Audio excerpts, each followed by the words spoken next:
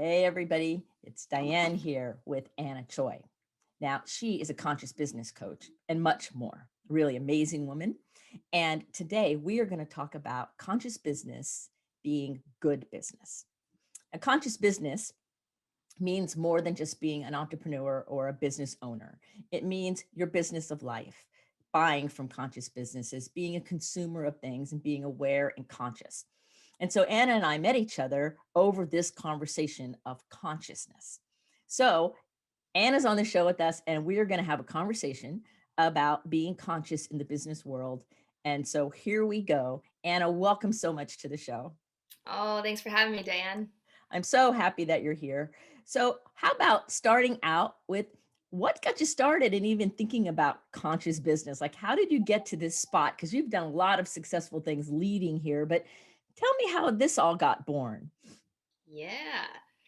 So I would say my awakening to consciousness was in college, and I grew up in a suburban, you know, all white town as an Asian American, and you just kind of grew up in church, Christian church, and everything, and then in kind of not sheltered, but kind of somewhat. Anyway, I went to college at the University of Washington and started learning about all these things in the world and in my classes. And I like to say I transformed from an ignorant kind of suburbanite into a global conscious citizen who votes with your dollar, who is conscious about each choice that you make does impact like the entire world essentially when it ripples out. So that's what was the inception. And then my first business as a financial advisor, I specialized in socially responsible investing and impact investing, which then morphed into sustainable responsible impact or SRI investing.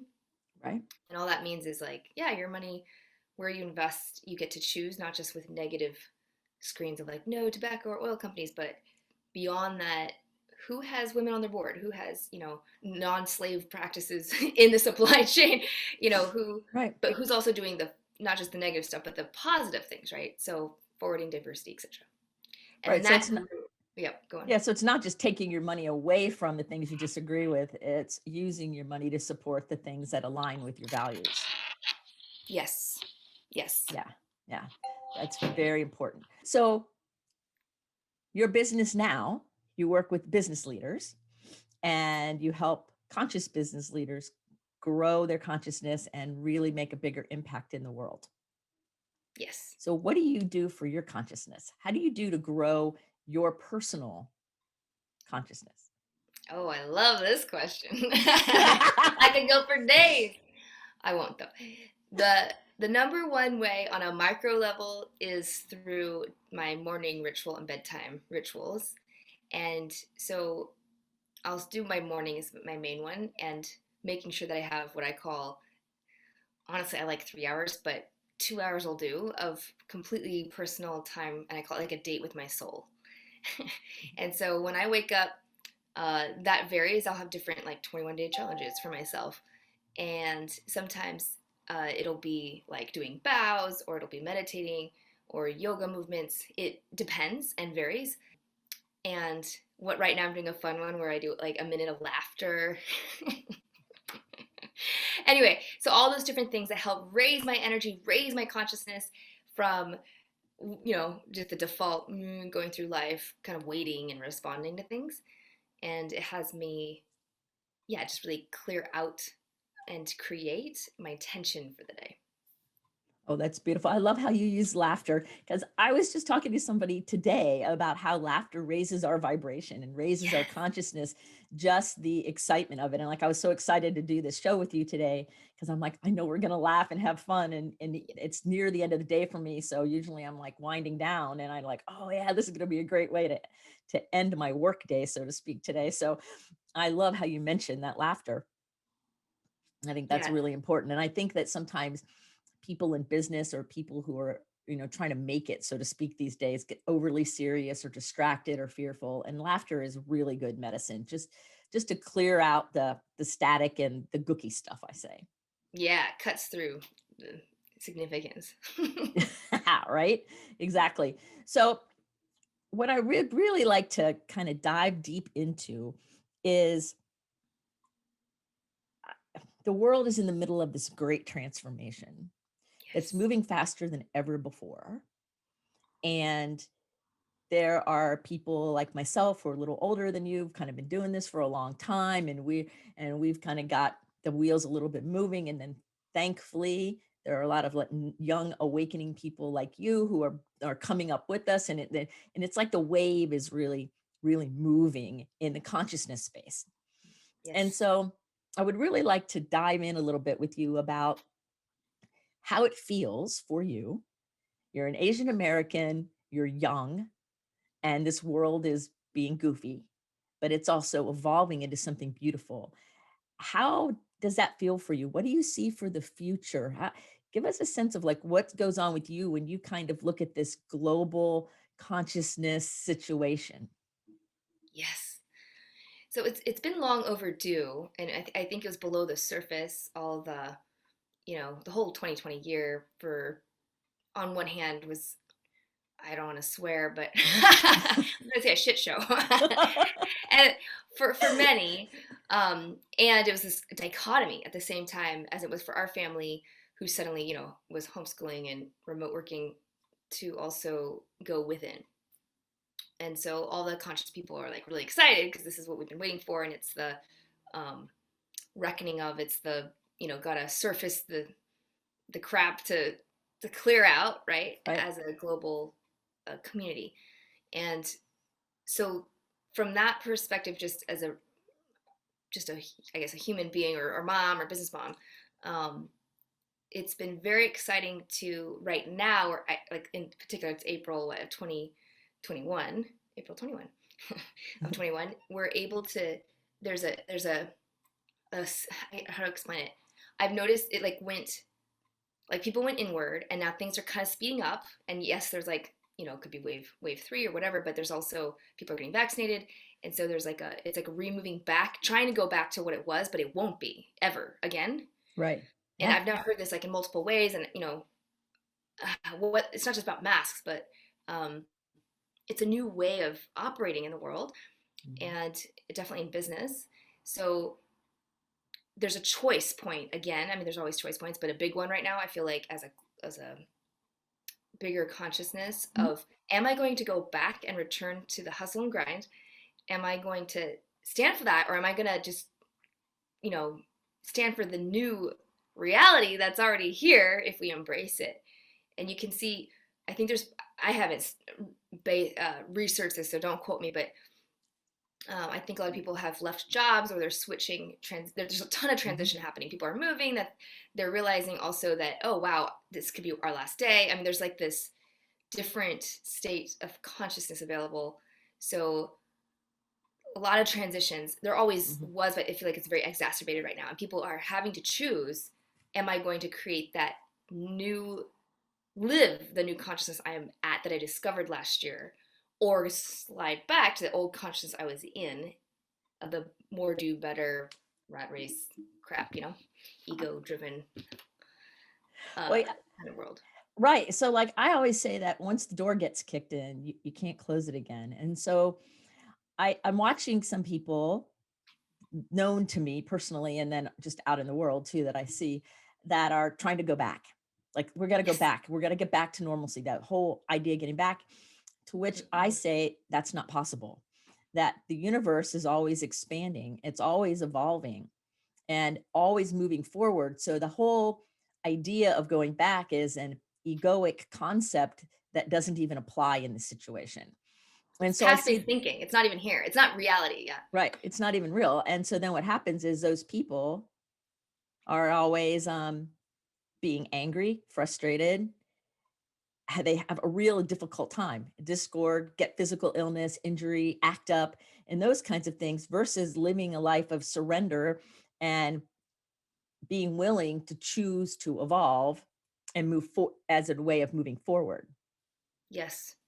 I mean, it's really fascinating because, and I don't want to judge anyone, right? Because everyone's going to have their path. But at the same time, I don't even notice it right now. I know that sounds strange, but I'm just like, all right, let's go, let's create business, right? Like, there's not a, oh, if everybody goes there on a personal level, yes, because I have to make choices about school for my son or not. Am I going to continue homeschooling? But on a business level, a more global level, it's nice. There's no friction and no not regret, but like a calling for the past that Mhm. allows one to then create newly. Um, that's very freeing and Yes. possible for everyone to come from if they want, Yes. if they choose. Right. So I like stand facing forward and I just choose to keep moving forward. And Yeah. to me, that's beauty and elegance and a simplicity that is so sweet and so delightful and creative and has within it all these like kind of like pregnant opportunities of all different things to check out everywhere.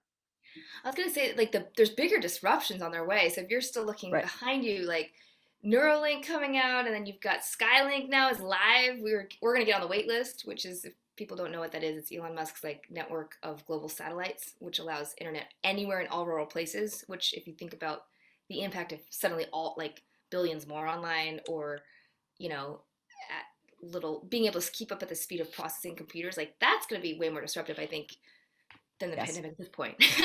Not in Mhm. a bad way or good way, just like something to contend with of how do we want to live, how you know in this speeding up of tech and processing, how do we slow down or still stay grounded and stay conscious, right? Right. How do you stay grounded and still speed up with technology and things and stay within ourselves and stay in alignment? Like that's an interesting thing because when we start waking up and once you're awake, going back to sleep doesn't work. So there's all of these things and there is one disruption after the other because for me, I call it like the art of the disruption, right? Where when there's a big disruption of any kind, it requires the person or group, or in this case, the planet, to become more honest. It Mm, requires a sense of deeper honesty of the beings. And from there, we move forward into wherever, depending on the person's choices. And so good business, conscious business, being a good consumer and really paying attention to all of these things has to do with that inner integrity and that inner alignment. yes. So when you look at it as a business mom, you're a mom. So when you look at our children and you see their future and the possibilities for them, what do you feel? What do you see? Oh, I actually have lots and lots of hope for our children, Mhm. even Mhm. though on one hand it's like, oh my gosh, climate change, we're going to destroy ourselves or whatever. They're so aware, this next generation, in ways I cannot even imagine, if we allow them to rise up Yeah. and be the leaders that they already are. If they continue, it's less about age even and more about consciousness, because if you have conscious parents, they're going to raise more conscious kids. If not, it doesn't really matter if they're young, they could still have old thinking, right? Right. Yep. So it really is about what's possible. There's in my TEDx cohort of our TEDx speakers, there was a group of teenage high school girls, and they just were so unstoppable. I mean, they were like, oh, here's a problem with this. They started a school garden. It like scaled. They just kept taking actions, and highly smart and able to cultivate resources. And I was shocked that they could accomplish so much. And it's not just Mhm. a few prodigies. It's truly, I mean, all kids can make a difference. So I don't even want to say hope, because that's doesn't really take you anywhere. It's more Right. like it's I'm gonna say it's a coin toss of what will happen, but our job and our role is to nurture that potential and that consciousness so that they can accelerate, the Right. change. Yeah. Right. Because we can only impact what we can impact, knowing it connects to everything. It all ripples out. So the more we really nurture the higher consciousness in ourselves and our children, then that positive impact can't help but happen. There's also a ton of funding going on, like in reality. So I went to the Wisdom 2.0 conference, which is about mindfulness and tech, and how does that connect. So there was the guy, oh my gosh, Tony Fadell, who co-created the iPhone and made the iPod. I might, yeah, I think believe that's right. Anyway, he, pretty much just invests in conscious businesses everywhere. And he's like, oh yeah, the Impossible Burger, all that stuff. He's like, we did that a long time ago. We're funding um, some amazing new things that are right now very bleeding edge, so to speak. And so Right. there's that happening. Um, and then there's also uh, from what's the other thing? I'm not remembering that right now. But anyway, there's a lot of exciting actual funding happening into conscious businesses on a very global scale that gives me a lot of hope after going to that conference of people ending racism, of people social justice, from all angles of education, transforming what that looks like. So it's up to us each moment to choose where we're going to keep causing a ripple impact or not Right. in our next generation being able to carry the torch. Right. Well, I always say that we're always making an impact. And so we get to choose what kind, whether it's evolutionary moving forward and raising consciousness, or is it devolving and creating more angst and difficulty, Yes. strife, Yes. thrashing around, I call it. We don't want to do that anymore. That's not Yeah, we fun. don't have to overcome hardship. This is a pattern I've been working on myself for. Oh, wait, you can have what you want without hardship. You don't have to like, find the hardship to overcome, right? That's kind of an old paradigm that we're moving out of. Right. And I had somebody to the other day say to me this similar thing by going, I always learn things the hard way. And I'm like, you can release that idea if you'd like, and you don't have to keep learning things the hard way. It doesn't Yes, have to happen that way. You can keep creating it, but you yes, can be free of it as well. And they looked at me a little curious, like, really? exactly. And I went, well, you don't. You can have greatness and goodness and consciousness without so much difficulty that you wonder how you lived through it. Right? Totally. Yeah. So, Anna, what do you do for fun? What do you like to do for fun? For fun, okay, so I do taekwondo and I love, it's like a lot of lessons through the body. Mhm. One of my big ones is like, slow down. I literally go too fast when I spin and do a kick, and it's so parallel to my life. And then I also love singing. I just had a voice lesson today, and oh, this is so good. So there's like a pure sound you can create with your head voice. We have a chest voice and a head voice. They use different muscles. And so I'm retraining my throat chakra which I think has baggage there anyway, to be able to sing pure notes. And it requires my face to make this surprised yawn look to access the higher register for your head voice. And I'm trying to do this, and my voice lessons teacher is like, make your mouth more of an O. She's like, you're just yawning, relax. And I'm having the hardest time, and my brows furrowed, I'm tight in my face, and I can't make the sound. And I remember it was so fascinating to think that is a very good metaphor of consciousness today, because it's like there's these old patterns, and I was surprised how hard it was to relax my face and be like, oh, and it would get stuck in my throat. And by relaxing, aka being conscious, like by allowing my natural sound, allowing versus like straining and trying and overcoming hardship, right? Like it naturally comes out really loud and pure. And I think as a collective consciousness, we're allowing that natural note, that song to come out that has been in the past strained and tense, and it feels weird is what I'm trying to say. And to as a collective relax the face and allow. It's very counterintuitive. It threatens the ego. The ego's like, no, I gotta work hard. And instead, we have to relax. Sorry, that was kind of a tangent there. Oh, no, I don't think it was a Yeah. tangent at all. It totally goes, because I think it's a perfect metaphor for it. And I think it's so completely true. And we have to just relax and allow, because Yes. the answers and the power and the light and the vibrancy is all within us trying to come out. And so I was thinking, when you were saying that about the tense throat, I was thinking about when you put the air in the balloon and then you pull the balloon and it goes, Yeah. and it's like, and that's what so many people are doing. And I think that Yes. sore throats, and that's throat cancer, Yes. and that's all of that gooky stuff, that when you relax and allow and you let it just really emerge through you and you trust, that's how your consciousness comes higher. purely, and it works. I think that's a beautiful story. I don't think it was a tangent at all. I was like, yeah, it's true. I just find it fascinating that our body is literally like such an indicator for everything, and Mhm. how, you know, I'm just imagining, I guess there's parts in your actual body, not just your face, that the sound wants to come out and it cannot.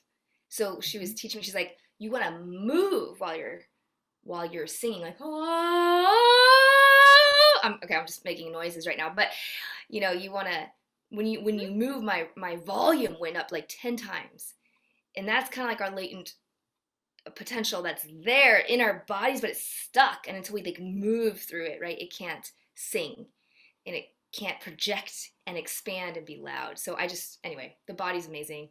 Mhm. So Right. amazing. Well, the body's the perfect feedback loop. And so that's what you're saying is like, so if you got all kinds of tightness in your body or you feel all whatever, maybe make some noise and sing or just make noise and move Yes, and allow that energy to free up so that it can be expressed in whatever powerful, neat way it's meant to be expressed. exactly. And then in that, the energy rises and the consciousness rises by definition. Yes, movement is like such a big thing right now in sound healing in Mhm. general, right? To Right. really work with the body to allow one's consciousness to raise. And I'm just, it's so simple. Smile, we talked about sing, dance, like just have fun.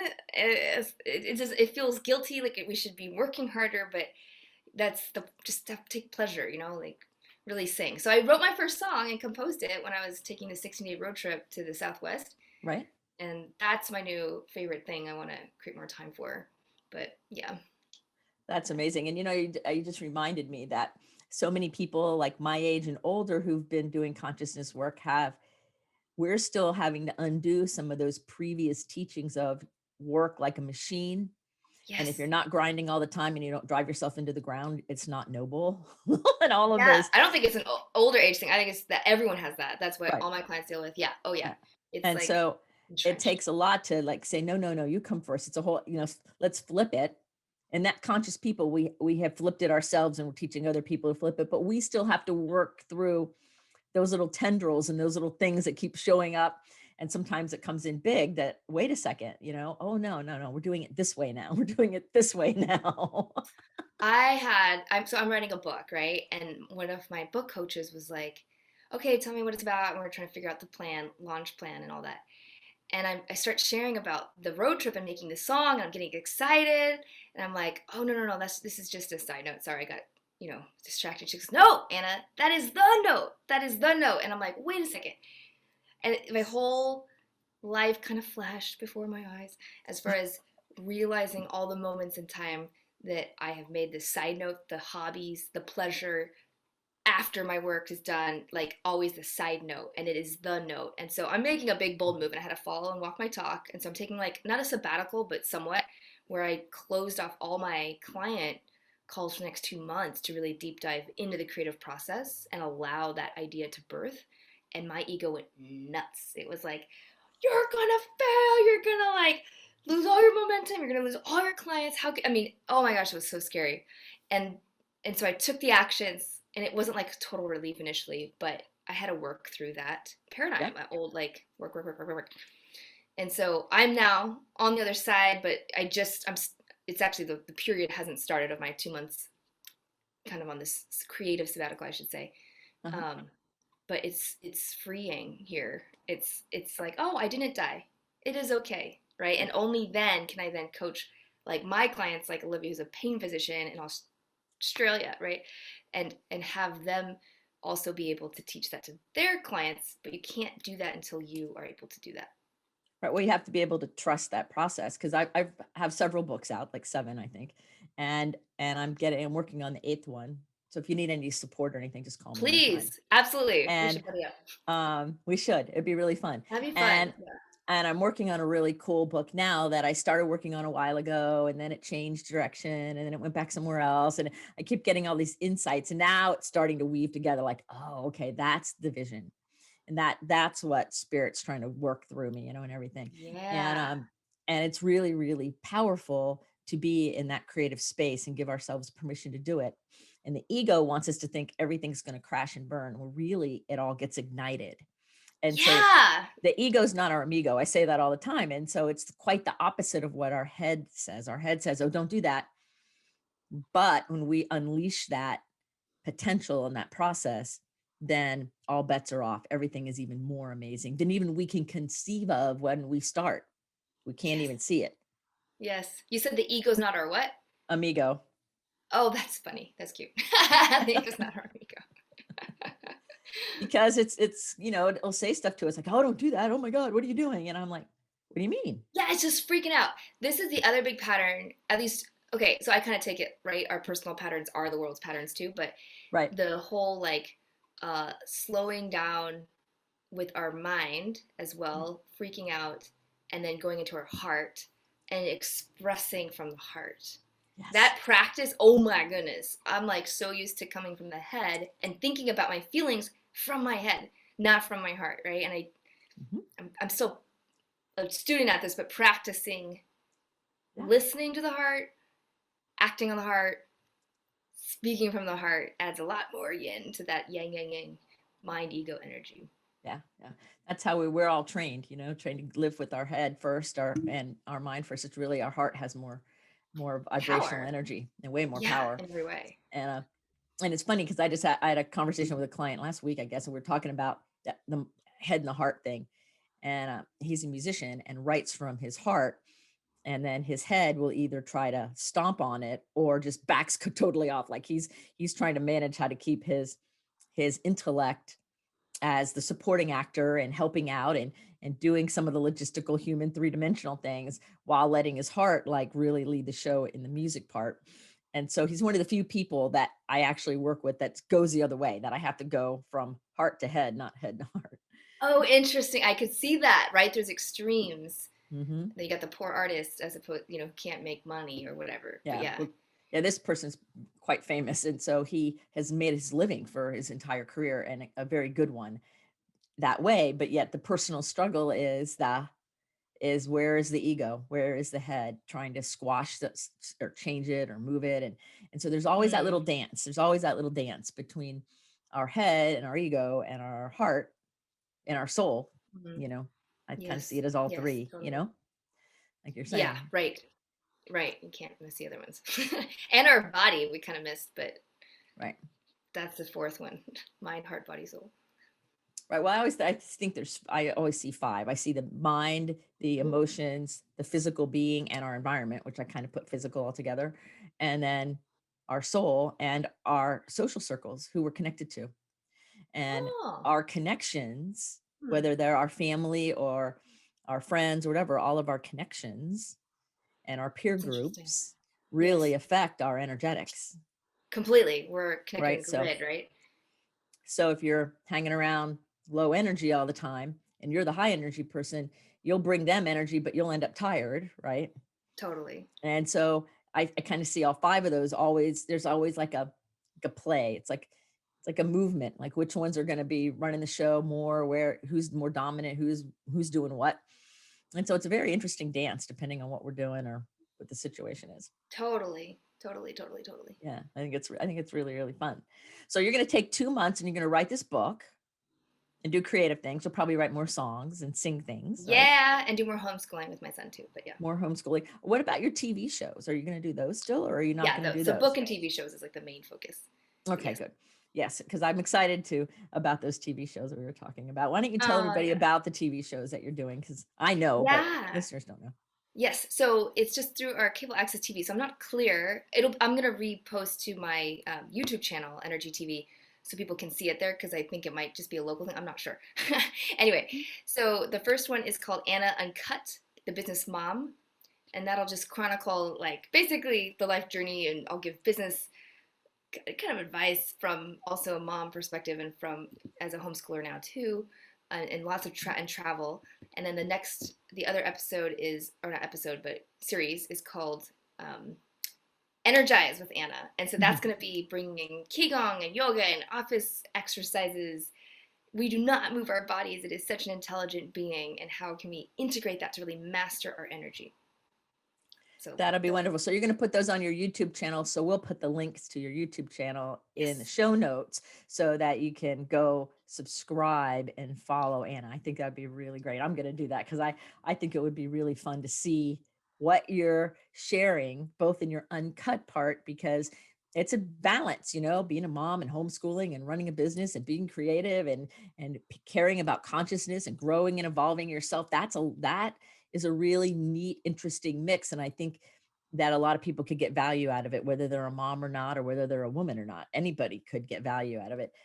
And then, of course, the movement part, I think everybody could use too, because I don't think people move enough.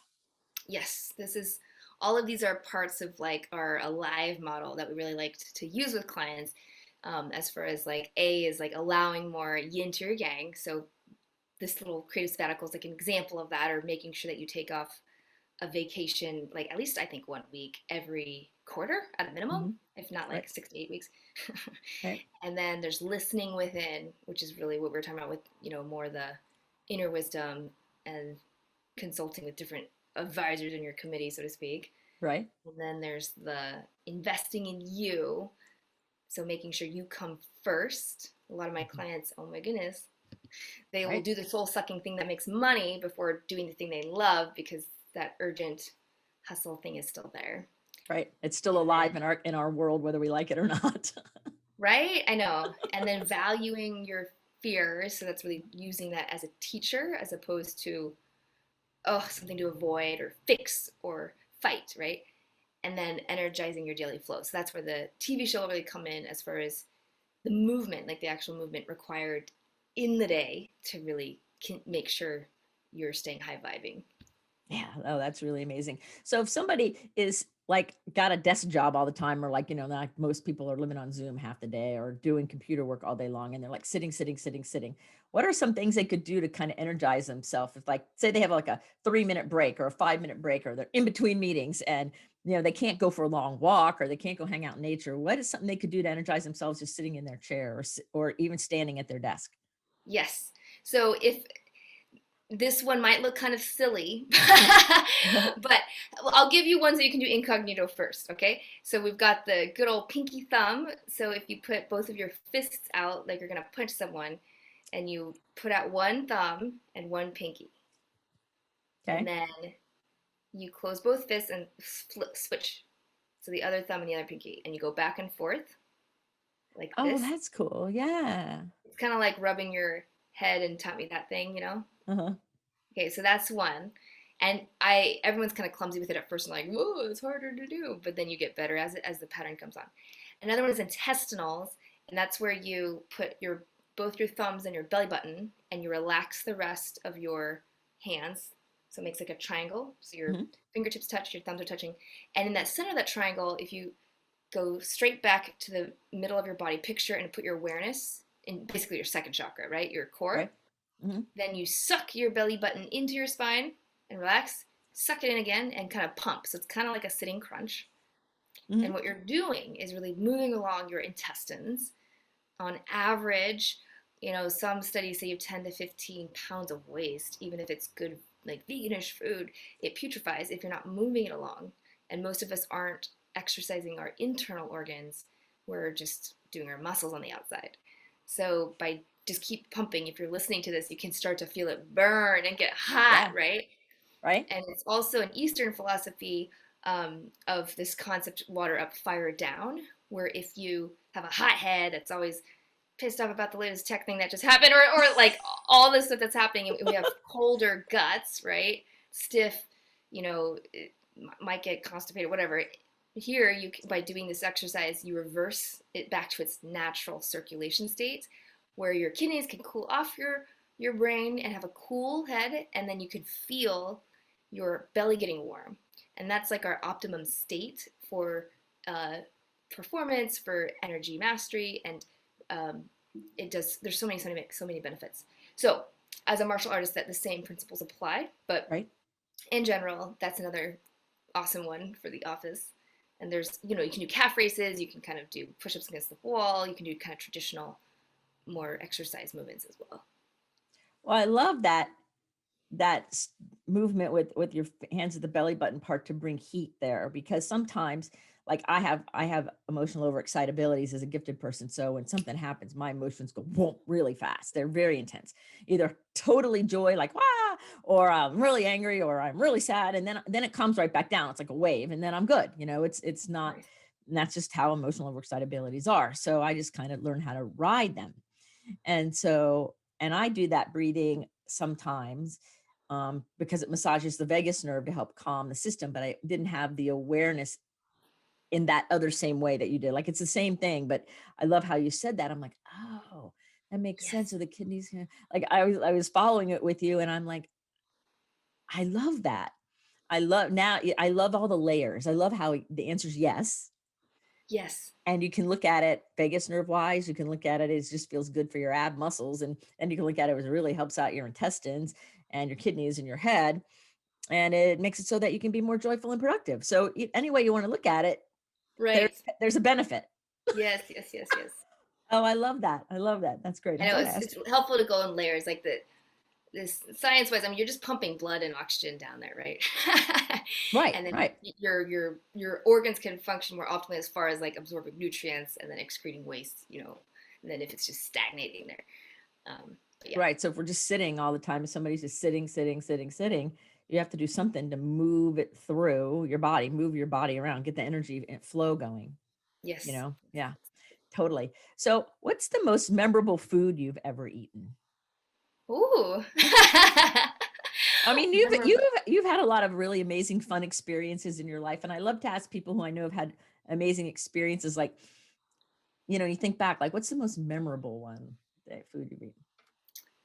That's funny. So I have been in multiple places around the world, but my what's coming up right now as the most memorable is this vegan creme brulee I made for myself on a date night for myself. I like doing dates with your soul, and Mhm. doing what nobody ever does that you want, and I wanted homemade vegan creme brulee. So it's made out of cashews, and you have to soak them, and instead of it's a dairy-free alternative, so you have to torch it. Anyway, it's delicious. It was the best thing I ever. love creme brulee, so I'm gonna have to try vegan creme brulee with cashews. That would be really Yes, I good. have the recipe. I can send you. Yeah. Oh yes. Oh, definitely. Oh yeah. I'm gonna make that. I'm trying to think globally. After like screening through, there's been so many. I remember one time going to Korea, and we went into the yard, and there was in a cage like this kind of beautiful bird, and I was like, oh wow, it's so cool. And then when we sat down, Oh this was no. back before I was vegan.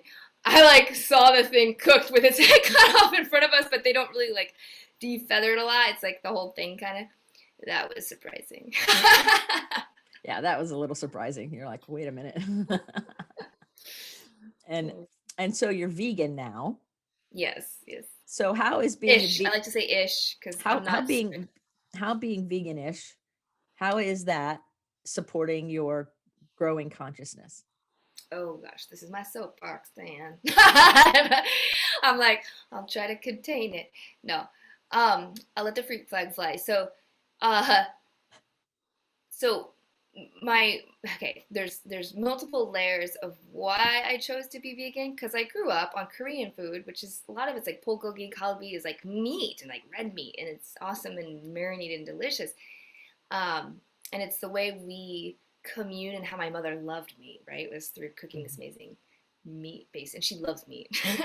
Yeah. She put extra in the spaghetti. So I watched a bunch of documentaries on everything vegetarian and vegan because I was at this cafe that was raw food cafe.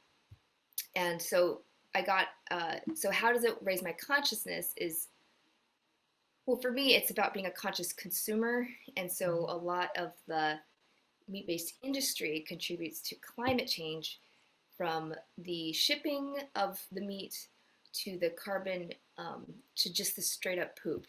There's piles and piles of poop that emits Mhm. the CO2, and it's it's not just animal practices, although that's in many forms inhumane, but there's bad energy because like the workers there who have to like do all the butchering. they have like higher suicide rates. I mean, there's like that whole ripple effect. And then there's the sustainable, um, the health impact as well in your consciousness. Your body's your temple, right? So if there was suffering that you're ingesting, right, that goes into your body aside from just the toxins or pesticides or things that might also be in there. Right. Um, and so there's a really good documentary. A lot of documentaries converted me. Right. And Yeah. on one of them, my friend is like super anal about fact checking like everything and is a super researcher. And when I'm forgetting the name of the documentary right now because I've seen so many, but this was the game changer because he's like, I don't really care about the animal rights or about Mhm. all the environmental reasons even. He's like, it was just a case for health, and just over time, plant-based versus animal-based protein is just rejuvenating, better for your cells, etc. than animal-based. So anyway, I don't. It's not a missing for me with me anymore. It's it just in the food I choose to bring into my body. I want it to be as full as much energy and shakti, as my spiritual teacher would say, as possible. And so that's like the most conscious part is like what I'm ingesting has had a good process from Yeah. the very source of where it came from, Right. ideally like an organic, sustainable farm, right, with no GMOs, pesticides, and then coming in loving hands all the way, 17 hands. I'm just making that number up, but going, from the harvester to the store to the people handling at the store to your bag, that whole Right. process is also conscious, which allows you to like appreciate as you're eating. Anyway, so do I do that every mealtime? No, but it's just the whole process is being very conscious of what goes into your temple and impacts, what you put in your body obviously impacts who you get to be emotionally on all four levels that we talked about: mind, body, heart, and spirit. Right. Oh, that's beautiful. And I totally get that because there's times when I've been like all plant-based and then there's times where I haven't been and I've gone through all these different times of my life, kind of basically paying attention to what my body needs or wants or is asking for. Yes. And I can feel a difference. And I think the more we raise our consciousness, the more sensitive we are, more aware we are to it. Like we can feel it differently, just like you can feel those Yes. muscles when you were singing. Like it's like I had a client who's introduced me to one of their relatives, and the relative who was younger said, I was eating a fish and I could connect to that energy of the fish. So I will never eat Mm-hmm. another fish again. So totally like Mm-hmm. plant-based because you can connect with that. And Wow. the other older people at the table were like, what? And I like totally understood what he was talking Like, what about. are you Like talking about? Yeah. I totally got it. So there's all these changes in the consciousness going on in the world. And so it's so delightful to know you as a consciousness leader and working with Oh. business owners and people to really keep raising their consciousness, which means you're also raising your consciousness, and to bring that message and to bring the importance of being a conscious consumer, being a conscious human being, a parent, business owner. It goes like all the way across our whole lives. And I have such great respect for you and you inspire me just to know you. Aw. So I'm really glad that you were here to share with everybody today. And so before I ask you my final question of the night, is there anything you wanted to talk about today that I didn't ask you about? Because I know I asked you all these really amazing questions, but you might have had something you wanted to share with everybody that I didn't think about. So is there anything that I left unsaid? Probably just how I help people, maybe, so that might be useful. Okay, that's a um, good idea. um, so yeah, I typically am working with high conscious, entrepreneurs that want to be able to prevent burnout and grow their business in flow. So like, for example, I have a client named Stephanie, and she always had a really, as a health insurance agent, had a particular season, kind of like a tax season with the CPA might, of just to hustle and grind, just suck it up for that quarter, and then you can rest. And so this was an awesome challenge where we were able to apply that alive model I was talking about earlier, and really first plan out all her vacations, number one. So she had her end and she had like rewards. And then number two is really hack into her day to day and create a conscious schedule that fit her flow. So she double booked, went late on Thursday nights, for example, but slept in on Fridays. And and then from there, she actually let go and trust with her team and started doing the fun things that replenished her. Like she's also in singing and loves like thrift shopping, and she started a walking club. So much that there was such a transformation during the busiest season that when she walked down into the foyer, her competitor was like, "Are you in business still?" And she's like, "Yeah, why do you ask?" She's like, "How can you be?"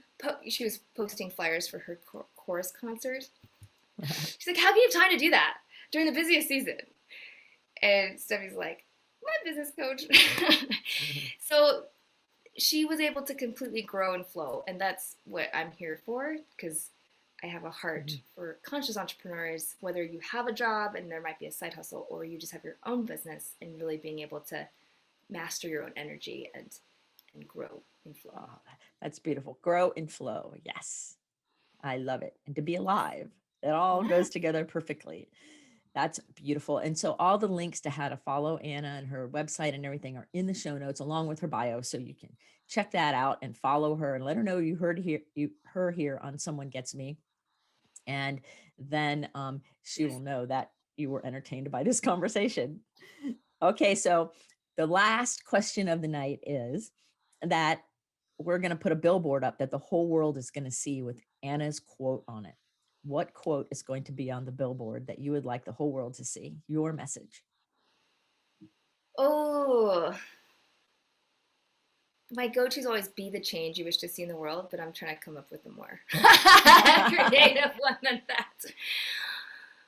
I'm gonna make up one of just from Anna versus From like Anna, someone else. right? An Anna quote where it'll say Anna at the bottom. Yes, an Anna quote.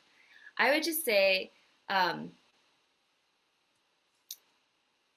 you are consciousness itself and can create anything you want. I love that. You are consciousness itself and can create anything you want. Yay. That is a great billboard. Again, thank you so much for being on the show and spending time with us and sharing your aliveness, your smile, your vibrancy, and inspiring me and giving me hope for the future. So thank you so much. Oh, thank you, Diane. It's been a pleasure. So remember, everybody, keep your face to the sun so the shadows fall behind you, because you're a rock star. You're here on purpose with a purpose. So go out there, raise your light, raise your consciousness, be that lighthouse in the world, and allow yourself to shine, thrive, and, as Anna would say, be alive. See you next time. Someone Gets Me. Be well.